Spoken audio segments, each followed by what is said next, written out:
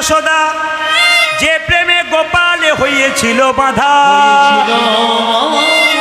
ভক্ত ভগবানের প্রেম এমন প্রেম, যে প্রেমের কথা শুনলে একজন ভক্তকে জড়ায়ে জড়ায়ে নিতাই গৌর হরি।